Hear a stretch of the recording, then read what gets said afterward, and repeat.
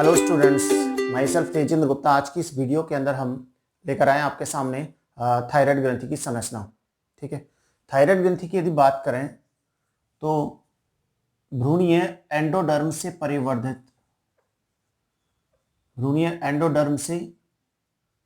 परिवर्धित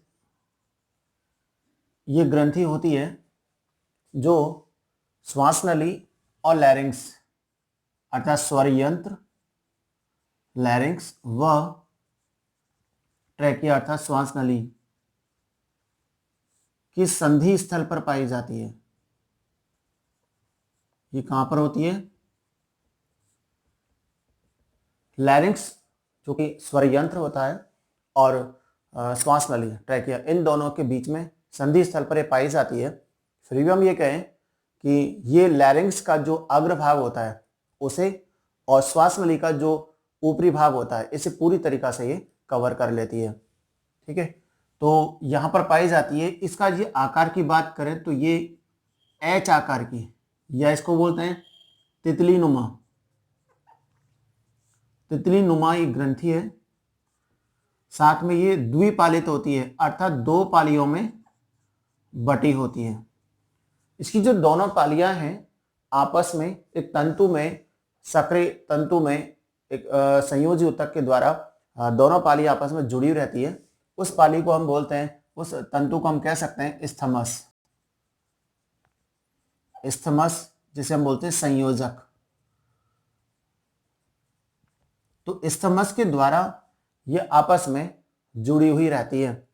यदि हम इसकी साइज की बात करें तो इसकी लंबाई लगभग 3 से 7 सेंटीमीटर और इसका जो वेट होता है लगभग 25 ग्राम होता है। ठीक है, फीमेल के अंदर ये अपेक्षाकृत ये लार्ज होती है, यानी बड़ी होती है पुरुषों की तुलना में। ठीक है ना। तो ये जो ग्रंथि है जो एक तितली नुमा है, दोनों पाली आपस में संयोजी ऊतक अर्थात एक सक्रिय तंतु में ऊतक के द्वारा जुड़ी होती है, जिसे संयोजक कहते हैं, इस्थमस कह सकते हैं। इसकी जो आकार है लंबाई 3 से 7 सेंटीमीटर और इसका जो वेट है वो 25 ग्राम। महिलाओं में पुरुषों की तुलना में महिलाओं के अंदर ये आकार में बड़ी होती है। ठीक है, तो हमने ये देखा। इसकी यदि अपन स्ट्रक्चर के बारे में बात करें तो ये बाइलोब्ड है। देखिए, हम इसको ऐसे बना सकते हैं।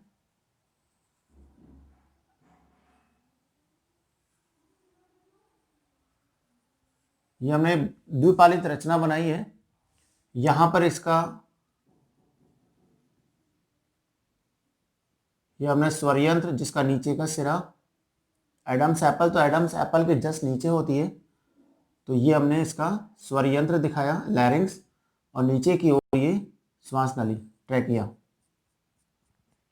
तो ट्रैकिया यानी श्वास नली और इसके ये संधि स्थल पर पाई जाती है।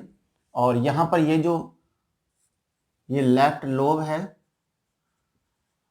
और ये इसका राइट लोब, दायां पिंड और इसका बायां पिंड, और ये जो इसका मध्य का भाग है इसको बोलते हैं इस्थमस। ठीक है, तो इस तरीका से ये पाई जाती है, जॉइंट के रूप में होती है। प्रत्येक पाली के अंदर यहाँ पर इस तरीका से गोलाकार रचनाएं होती हैं। ये गोलाकार जो रचनाएं इस प्रकार धंसी रहती है दोनों पालियों में। जैसे पानी के अंदर बर्फ का टुकड़ा डाल दें तो उसका अंदर लगभग काफी सारा हिस्सा पानी के अंदर धंसा हुआ रहता है। तो ये जो गोलाकार रचनाएं इनको हम कहते हैं पैराथायराइड ग्रंथि। तो मनुष्य के अंदर दोनों पालियों में एक एक जोड़ी पैराथायराइड ग्रंथि उपस्थित होती है। ठीक है, ये पिंक कलर की यानी गुलाबी रंग की ग्रंथि है, गुलाबी रंग की ग्रंथि होती है। एक बात और, ये सबसे बड़ी अर्थात लार्जेस्ट एंडोक्राइन ग्रंथि होती है। जब हमने वैश्रावी ग्रंथियों के बारे में बात की थी तो वहां आया था कि यकृत ग्रंथि शरीर की सबसे बड़ी वैश्रावी अग्नाशय ग्रंथि सेकंड नंबर की बहिस्रावी ग्रंथि, ठीक है। और सबसे जो बड़ी है अंतःस्रावी ग्रंथि वो थायराइड ग्रंथि होती है, और सबसे छोटी जो अंतःस्रावी ग्रंथि है वो होती है पीयूष ग्रंथि, ठीक है। तो ये कई बार एग्जाम में पूछ लेते हैं कि छोटी कौन सी है, बड़ी कौन सी है, ठीक है। तो यहाँ पर ये रचना होती है, हमने ये देखा इसके बारे में, मॉर्फोलॉजिकल स्ट्रक्चर देखी। अब आप देखिए कि जो दोनों पिंड हैं, यदि हम इन पिंडों की बात करें तो प्रत्येक पिंड का निर्माण, प्रत्येक पिंड के अंदर विशेष प्रकार की कोशिका पाई जाती है। इस कोशिका को हम कह सकते हैं फॉलिकल सेल, यानी कि पुटिका कोशिका। ये जो पुटिका कोशिका है, इस पुटिका कोशिका के चारों ओर घनाकार उपकला कोशिकाएं होती हैं, अर्थात पुटिका चारों ओर से घनाकार उपकला कोशिकाओं द्वारा घिरी हुई रहती है। ये उपकला कोशिका है, इनके द्वारा ये घिरी हुई रहती है। तो यहां पर ये जो कैविटी बनती है इसको बोलते हैं पुटिकीय गुहा। क्या बोल सकते हैं इसको? पुटिकीय गुहा कह सकते हैं। इन पुटिकाओं की जो भित्ति होती है, यहां पर बीच बीच में विशेष प्रकार की सेल्स पाई जाती है, जिनको हम कहते हैं पैराफोलिकल सेल, परापुटिका कह सकते हैं,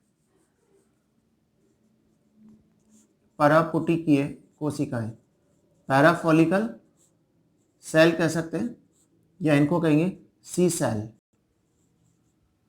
ठीक है। ये जो पुटिका कोशिकाओं की जो घनाकार उपकला कोशिकाएं हैं, ये क्या है? घनाकार उपकला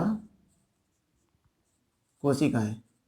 इन कोशिकाओं के द्वारा आयोडीन युक्त हार्मोन्स का स्रावन होता है। थायराइड ग्रंथि है, थायराइड ग्रंथि कोई भी ग्रंथि हो, सभी ग्रंथियों का मुख्य कार्य क्या होता है? हार्मोन्स का स्रावन करना।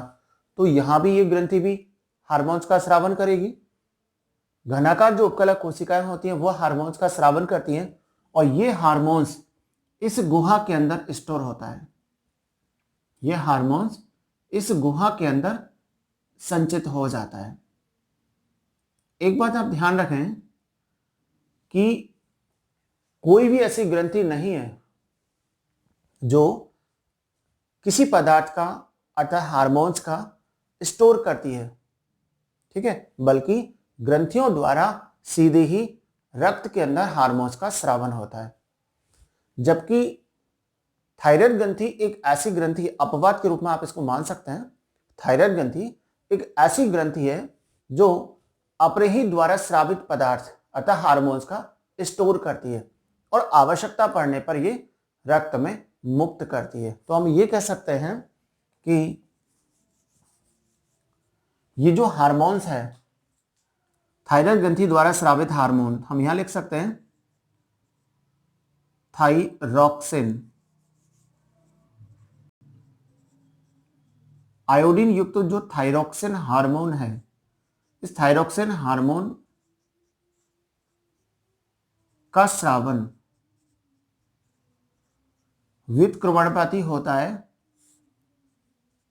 रक्त में उपस्थित हार्मोन की मात्रा पर। इस चीज को आप ध्यान से समझो, यदि रक्त में हार्मोन्स की मात्रा उपस्थित है तो थायराइड ग्रंथि द्वारा थाइरोक्सिन हार्मोन का स्रावन नहीं होगा, अर्थात रक्त में थाइरोक्सिन हार्मोन नहीं छोड़ेगा। यदि रक्त में थाइरोक्सिन हार्मोन की मात्रा कम है तो थायराइड ग्रंथि द्वारा थाइरोक्सिन हार्मोन का स्रावन हो जाएगा। ये बात आपको समझ में आ गई? तो थायराइड ग्रंथि एक ऐसी ग्रंथि है जो अपने ही द्वारा स्रावित हार्मोन्स को इस गुहा में संचित करती है, और आवश्यकता पड़ने पर उसको रक्त में मुक्त कर देती है, ठीक है। तो इस घनाकार उपकला कोशिकाओं के द्वारा, जहां पर ये कोशिका है, इन कोशिकाओं के द्वारा आयोडीन युक्त हार्मोन्स का स्रावन होता है। आयोडीन युक्त हार्मोन्स का स्रावन होता है, जबकि जो सी सेल होती है इनके द्वारा नॉन आयोडीन या आयोडीन रहित हार्मोन्स का स्रावन होता है, तो इसको हम बोल सकते हैं टीसीटी अर्थात थायरोकैल्सिटोनिन, या फिर बोलेंगे कैल्सीटोनिन हार्मोन। ठीक है, ये आयोडीन युक्त होता है, ये आयोडीन रहित हार्मोन होता है। जो आयोडीन युक्त थायरोक्सिन हार्मोन है, ये आयोडीन युक्त थायरोक्सिन हार्मोन दो प्रकार का होता है, एक होगा T4, एक होता है T3। T4 और T3 इसकी फुल फॉर्म यदि हम देखें तो टेट्रा आइडोथायरोक्सिन, और T3 का होता है ट्राई आइडोथायरोनिन। ये दोनों ही आयोडीन युक्त हार्मोन्स होते हैं। इन आयोडीन युक्त जो हार्मोन्स हैं, इनका जो निर्माण होता है वो आयोडीन के द्वारा तो होता ही है, साथ में इसके अंदर एक विशेष एमिनो अम्ल जिसका नाम है टायरोसिन। ये जो टायरोसिन एमिनो एसिड है, ये दोनों मिलकर के इस आयोडीन युक्त हार्मोन्स का निर्माण करते हैं। ठीक है, तो आयोडीन युक्त जो हार्मोन है इसके अंदर आयोडीन के साथ साथ एक विशेष एमिनो अम्ल अर्थात टायरोसिन एमिनो अम्ल उपस्थित होता है। यदि हम दोनों की बात करें तो एक T4 जिसको बोलते हैं टेट्रा आइडोथायरोनिन, T3 जिसको बोलते हैं ट्राई आइडो, इसका मतलब इसमें आयोडीन के 4 मॉलिक्यूल्स, यहां पर आयोडीन के 3। T4 जो होता है इसकी जो क्वांटिटी होती है वो ज्यादा होती है, यानी मैक्सिमम अधिकतम सांद्रता में ये स्रावित होता है, और T3 जो होता है ये कम अर्थात लेस क्वांटिटी में ये सीक्रेट होगा। ठीक है, लेकिन T4 की जो सांद्रता अधिक होती है परंतु ये कम सक्रिय होता है। सक्रियता की बात करें तो कम सक्रिय होगा, जबकि T3 वाला अधिक सक्रिय होता है, इसकी सक्रियता अधिक होती है, परंतु इन दोनों का जो कार्य है वो लगभग समान होता है। ठीक है, इस कारण हम इसको क्या कह सकते हैं, इन दोनों का कार्य समान होता है, इसलिए हम इसको कह सकते हैं आइडोथायरोनिन।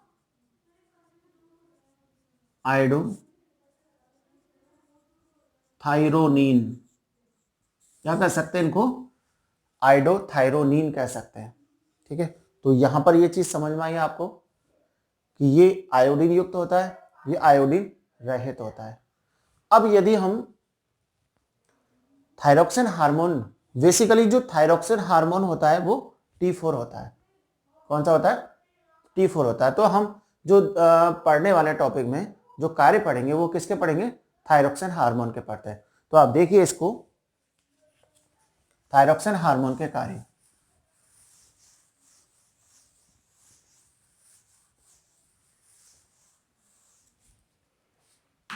थायरोक्सिन हार्मोन के जो कार्य हैं, सबसे पहले हम इसका देखें कि ये आयोडीन युक्त होता है, ये शरीर की वृद्धि और विकास को प्रेरित करता है। शरीर की वृद्धि और विकास को प्रेरित करता है। प्रीवियस वीडियो के अंदर हम जब पीयूष ग्रंथि के बारे में बात कर रहे थे तो जो ग्रोथ हार्मोन होता है वृद्धि को प्रेरित करने वाला, ठीक है, वो GH हार्मोन होता है जो शरीर की लंबाई को प्रेरित करेगा, लंबाई में वृद्धि को प्रेरित करता है। लेकिन यदि थायरोक्सिन हार्मोन है तो थायरोक्सिन हार्मोन की उपस्थिति में ग्रोथ हार्मोन की सक्रियता ज्यादा होती है, अर्थात ज्यादा प्रभावशाली होता है। ठीक है, तो हम ये नहीं कह सकते कि जो शरीर की वृद्धि है उस वृद्धि में केवल वृद्धि हार्मोन का ही मुख्य योगदान होता है। ठीक है, उसमें थायरोक्सिन हार्मोन का भी योगदान होता है, अर्थात थायरोक्सिन हार्मोन की उपस्थिति में ग्रोथ हार्मोन की जो सक्रियता वो अत्यधिक होती है, अर्थात प्रभाव भी अधिक होता है। तो ये शरीर की वृद्धि और विकास को प्रेरित करता है। इसके अलावा ये शरीर में उपापचय क्रियाओं को प्रेरित करेगा, शरीर में उपापचय क्रियाओं को प्रेरित करता है। उपापचय क्रियाओं जैसे कि अपन बोल सकते हैं अपचयी क्रिया, अपचयी क्रिया जैसे कि एग्जाम्पल भोजन का ऑक्सीकरण, भोजन का ऑक्सीकरण। तो भोजन की ऑक्सीकरण की दर को ये बढ़ाता है। भोजन का ऑक्सीकरण बढ़ेगा तो अत्यधिक क्या निकलेगी, ऊर्जा। तो ये अत्यधिक कैलोरी जनिक हार्मोन होता है, ऊर्जा का निर्माण इसके प्रभाव से ज्यादा होता है, जिसके कारण शरीर में जो रेस्पिरेटरी दर होती है अर्थात श्वसन दर क्या हो जाती है, वृद्धि होगी। श्वसन दर में वृद्धि हो जाती है। अब हम बात करें, जब श्वसन दर में वृद्धि होगी तो इसका ताप बढ़ जाता है, तो इसके कारण शरीर के टेम्परेचर बढ़ेगा। साथ में इसके अंदर बीएमआर की दर को यह बढ़ाता है, बीएमआर की दर में वृद्धि होती है। ठीक है। इसके अलावा एक इंपॉर्टेंट जो कार्य वो होता है कि जो उभयचर प्राणी होते हैं, उभयचर प्राणी, ठीक है, उभयचर प्राणियों में ये कायांतरण की क्रिया को प्रेरित करता है। कौन सी क्रिया, कायांतरण की क्रिया को प्रेरित करता है। कायांतरण का मतलब होता है वे जीव जिनके अंदर अप्रत्यक्ष भ्रूणीय परिवर्तन होता है। अप्रत्यक्ष भ्रूणीय परिवर्तन के फलस्वरूप उनके अंदर अल्पजीवी अल्पवयस्क जीव का विकास होता है, जिसे हम बोलते हैं लार्वा अवस्था। तो उभयचर प्राणियों के अंदर अप्रत्यक्ष भ्रूणीय परिवर्तन के तहत एक लार्वा अवस्था का निर्माण होता है, जिसे बोलते हैं जैसे टैडपोल लार्वा। ठीक है। टैडपोल लार्वा में इस आयोडीन युक्त थायरॉक्सिन हार्मोन के प्रभाव से कायांतरण की क्रिया होती है, जिससे उसका आकार, आकारिकी, ठीक है, ये सब बदलते हैं, जिसके कारण एक लार्वा पूर्ण वयस्क उभयचर प्राणी में बदल जाता है। तो लार्वा में होने वाले वे सभी परिवर्तन जिनके फलस्वरूप एक लार्वा वयस्क जीव में बदल जाता है वो कहलाते हैं कायांतरण। तो कायांतरण की क्रिया को ये प्रेरित करेगा। यदि उभयचर प्राणी जिस जल में उपस्थित है उस पानी के अंदर आयोडीन की मात्रा कम हो जाए, या स्वयं के शरीर की आयोडीन, स्वयं के शरीर में जो थायरॉक्सिन ग्रंथि है, थायराइड ग्रंथि है, उसमें आयोडीन युक्त थायरॉक्सिन की कमी हो जाए तो उस लार्वा का कभी भी कायांतरण नहीं होगा, अर्थात वो हमेशा लार्वा अवस्था में ही पड़ा रहेगा। या फिर लार्वा अवस्था में इंजेक्शन के माध्यम से यदि हम आयोडीन युक्त थायरॉक्सिन मात्रा को बढ़ा दें, हार्मोन की मात्रा को बढ़ा दें, तो लार्वा तुरंत उभयचर प्राणी में बदल जाएगा, अर्थात कायांतरण की क्रिया को यह प्रेरित कर सकता है। ठीक है। इसके अलावा देखो, ये जो थायरॉक्सिन हार्मोन है ये हृदय के अंदर जो एसए नोड होता है, साइनो ऑरिकुलो नोड, जिसे हम हार्ट ऑफ हार्ट भी कह सकते हैं, ठीक है, हृदय का पेस मेकर कह सकते हैं। थायरॉक्सिन हार्मोन की प्रभाव से ऐसे नोड में स्पंदन की क्रिया बढ़ जाती है, जिसके द्वारा जो हृदय स्पंदन की दर है, हृदय स्पंदन की दर, इस दर में क्या हो जाती है, वृद्धि। हृदय स्पंदन की दर में क्या हो जाती है, वृद्धि होती है। ठीक है। तो ये हमने इसके जो क्या पढ़े, कार्य, थायरॉक्सिन हार्मोन के कार्य पढ़े। अब हम ये देखते हैं कि थायरॉक्सिन हार्मोन, ठीक है, जो कि आयोडीन युक्त होता है, थायरॉक्सिन हार्मोन, और एक होता है आयोडीन रहित कैल्सिटोनिन, इनका क्या क्या कार्य होता है। थायरॉक्सिन का कार्य पढ़ा, कैल्सिटोनिन का देखेंगे। इनकी मात्रा यदि कम हो जाती है तो शरीर पर क्या इफेक्ट पड़ता है, इनकी मात्रा यदि शरीर पर बढ़ जाती है तो क्या इफेक्ट। थायराइड ग्रंथि के बारे में बात कर रहे थे। थायराइड ग्रंथि जो कि थायरॉक्सिन हार्मोन जो कि आयोडीन युक्त होता है, ठीक है। इसके अलावा थायराइड ग्रंथि की जो सी सेल्स होती है, पैराफोलिकल सेल्स होती हैं, उनके द्वारा आयोडीन रहित थायरोकैल्सिटोनिन अर्थात कैल्सिटोनिन का स्रावन होता है। तो सबसे पहले हम ये देखते हैं कि टीसीटी अर्थात थायराइड ग्रंथि की जो पैराफोलिकल सेल्स होती हैं, इनके द्वारा स्रावित थायरोकैल्सिटोनिन टीसीटी का कार्य क्या होता है। तो टीसीटी का जो मेन कार्य होता है वो कैल्शियम के उत्सर्जन को बढ़ाता है। साथ में हड्डियों के अंदर, जो शरीर की हड्डी होती है, दांत होते हैं, इनके अंदर कैल्शियम के विघटन को रोकता है। तो अस्थियों के विघटन को रोकना और रक्त में से कैल्शियम के उत्सर्जन को ये प्रेरित करने का काम करता है। तो हमने लिखा है सी सेल द्वारा स्रावित है, अस्थियों के विघटन को रोक करके और कैल्शियम के उत्सर्जन को ये बढ़ाता है, जिससे रक्त में कैल्शियम की मात्रा कंट्रोल हो सके। यदि इस हार्मोन की कमी हो जाती है, टीसीटी हार्मोन की कमी हो जाती है, तो कैल्शियम के अवशोषण की दर बढ़ जाती है। कैल्शियम का अवशोषण यदि बढ़ेगा तो रक्त में कैल्शियम की मात्रा बढ़ेगी, साथ साथ अस्थियों का विघटन होगा। तो इस स्थिति में जो हड्डियां होती है शरीर की, चाहे वो दांत हो, चाहे वो शरीर की बोन्स वगैरह हो, ये सब भंगुर हो जाते हैं, इनका विघटन होना प्रारंभ हो जाता है। तो हल्की सी चोट के कारण ये टूटने लगते हैं। ठीक है, इनके स्थान पर छोटे छोटे गैप बन जाते हैं, तो उनको बोलते हैं ऑस्टियोपोरोसिस रोग, अस्थीय छिद्रता रोग। ठीक है ना। तो इसी साथ साथ थायरॉक्सिन हार्मोन जो होता है, जो कि आयोडीन युक्त है, पुटिके कोशिकाओं की जो घनाकार उपकला कोशिका होती है उनके द्वारा स्रावित होता है। तो थायरॉक्सिन हार्मोन की यदि कम सक्रियता होती है अर्थात कम स्रावन होता है, तो शरीर पर इसमें कौन कौन से रोग उत्पन्न हो सकते हैं, जिसमें सबसे पहले दिया हुआ है अवटु वामनता या जड़ वामनता रोग।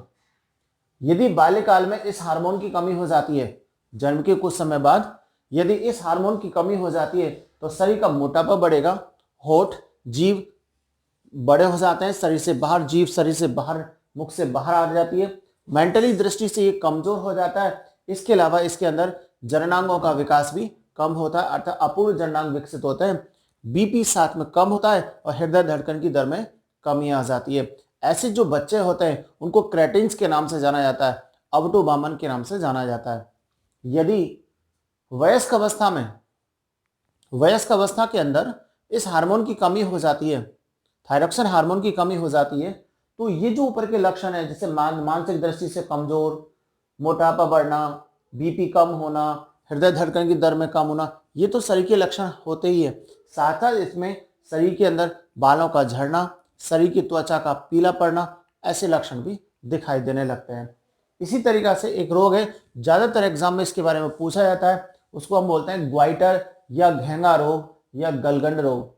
यदि आयोडीन युक्त भोज्य पदार्थ जो हम ग्रहण करते हैं उसमें आयोडीन की यदि कमी हो जाती है, ठीक है, या फिर जो पहाड़ी क्षेत्र होते हैं, पर्वतीय क्षेत्र होते हैं, वहां पर आयोडीन की कमी होती है, तो आयोडीन की कमी होने के कारण जो थायराइड ग्रंथि है इसकी कोशिकाओं में सूजन आने लगती है, और सूजन आने के कारण जो गला होता है वो बाहर की ओर कॉलर के समान लटक जाता है, एक बॉल के समान बाहर की ओर निकल आता है, जिसे हम बोलते हैं गलगंड या ग्वाइटर रोग। जो पहाड़ी क्षेत्र होते हैं वहां पर पाए जाने वाले लोगों में ज्यादातर ये रोग पाया जाता है।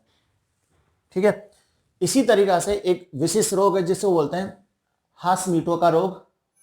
हास्मीटो का रोग इसलिए कहा गया ये, जिसे थायराइड ग्रंथि की आत्महत्या का रोग भी कह सकते हैं। ये रोग कैसे होता है, जब किसी कारणवश थायराइड ग्रंथि में चोट लग जाती है, घाव बन जाते हैं, उस समय इसके अंदर जो रोग उत्पन्न होता है या इसके अंदर जो कमी होती है, उस कमी के उपचार में जो औषधि दी जाती है वो औषधि थायराइड ग्रंथि को एंटीजन के रूप में समझ करके उसे नष्ट कर देती है। अर्थात इसमें ऑटो इम्यून सिस्टम जो होता है उसकी कमजोरी के कारण ये रोग होता है। ठीक है ना। तो इसके रोग के उपचार के लिए जो औषधि दी जाती है वो औषधि इसे एंटीजन समझ करके उसे स्वयं को नष्ट कर देती है, इसलिए इसको क्या कहा जाता है, थायराइड ग्रंथि की आत्महत्या का रोग कहा जाता है। यदि हम थायरॉक्सिन हार्मोन का अत्यधिक स्रावन होता है तो इस हार्मोन की सक्रियता बढ़ जाती है, और बढ़ने के कारण कौन कौन से रोग होते हैं, जिसमें सबसे पहला दिया हुआ प्लूमर रोग। इस रोग में क्या होता है, जो शरीर की संपूर्ण त्वचा पर छोटी छोटी गांठें बन जाती हैं। ठीक है, जबकि जो ग्रैवी रोग होता है, जिसे ग्रैवी रोग कहते हैं, हमने गलगंड रोग पढ़ा था, गलगंड में ये केवल बॉल की तरह आगे की ओर निकल आता है, जबकि ग्रैवी रोग के अंदर क्या होता है कि जो थायराइड ग्रंथि है वो चारों तरफ से, पीछे की तरफ से गर्दन से, यानी गर्दन मोटी हो जाती है, फूल जाती है। जबकि एक विशेष रोग है जिसे बोलते हैं नेत्र गलगंड रोग, नेत्रोत्सेथी गलगंड रोग इसको कहा जाता है। अर्थात थायरॉक्सिन हार्मोन की अत्यधिक स्रावन के कारण, अत्यधिक सक्रियता के कारण जो नेत्र पलक होते हैं उन नेत्र पलकों में वसा या श्लेष्मा का अत्यधिक जमाव हो जाता है। जमाव होने से जो आंखें होती है, आईबॉल होती है, ये नेत्र कोटर से बाहर निकल आती है, और बाहर निकल आने के कारण व्यक्ति अर्थात रोगी की जो आंखें होती है वो घूरती हुई सी डरावनी प्रतीत होती है। ठीक है ना। तो इसे हम क्या बोलते हैं, नेत्रोत्सेथी गलगंड रोग कहते हैं। तो आज की इस वीडियो के अंदर हमने थायराइड ग्रंथि के बारे में बात की है। ठीक है, और आगे भी आपको नई नई वीडियोस आपके सामने आएगी, वो आप और अध्ययन कर सकते हैं। ठीक है, आपको वीडियो समझ में आती है तो आप इसको लाइक करें, शेयर कर सकते हैं और इसको सब्सक्राइब कर सकते हैं।